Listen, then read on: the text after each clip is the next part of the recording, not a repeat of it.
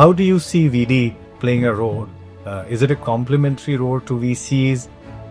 Do you see that as a competition to VC? And what is the level of adoption that you're seeing for VD in your portfolio companies?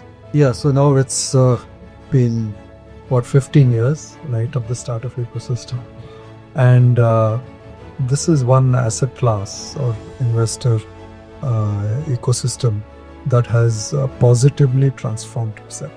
So honestly, in the very early days, they were extremely packets, and so I'm just going to say it as it was.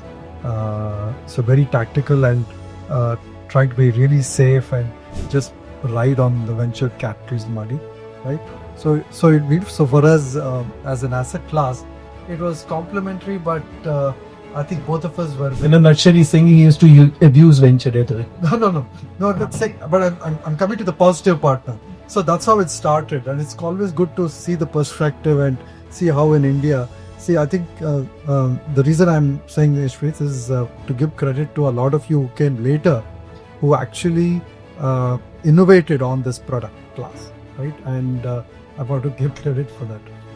But nevertheless, I think so. Initially, like I said, they were just riding on the crutches of venture capital, and the momentum that there was, where entrepreneurs wanted to raise these bigger and bigger rounds, and they wanted to just extend the runway a little bit because this was just give them the opportunity to just raise more money.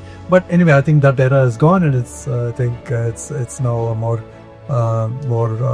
business as usual, and the way business should be, right? Which is about how do you use capital judiciously, and how do you have the right mix of capital across the spectrum of what is available. And it's great to see that venture debt has filled that void as a bridge between venture capital and banks. There was always this chasm, so to speak, where startups would come back to us and say they want to do XYZ, and the cost of our capital, just to Sajivji does not know that because we don't advertise, but we are the most expensive form of capital. Venture capital is the most expensive form of capital, and startup entrepreneurs in their naivety would do all the wrong things and use our capital, and that's because the products were not there.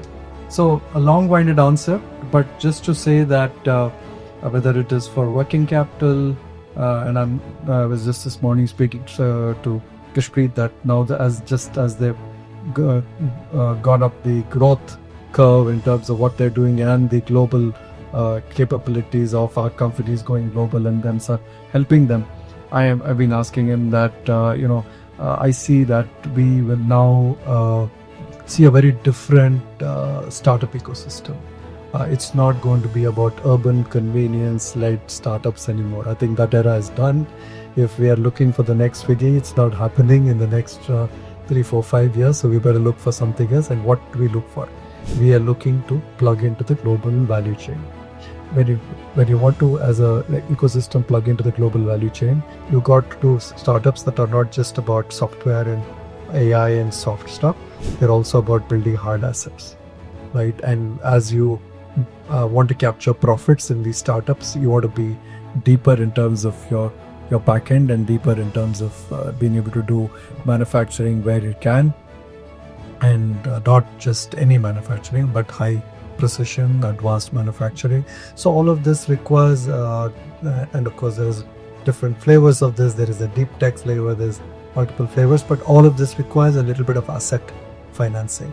And in the early stages, startups don't get that financing or assets.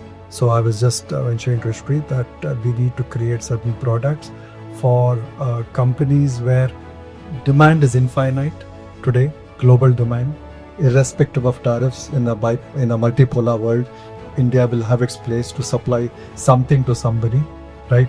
We just have to manufacture, and we have to be that country other than China, where a significant portion of that value accrues to. Sorry for a long-winded answer, but just to say, suffice to say that I'm really happy with how the product has evolved, there's still more ground on new kinds of products, and I think players like Ishpreet coming into the mix actually moved the acceptance capital class positively, because once there is competition, only then you have innovation.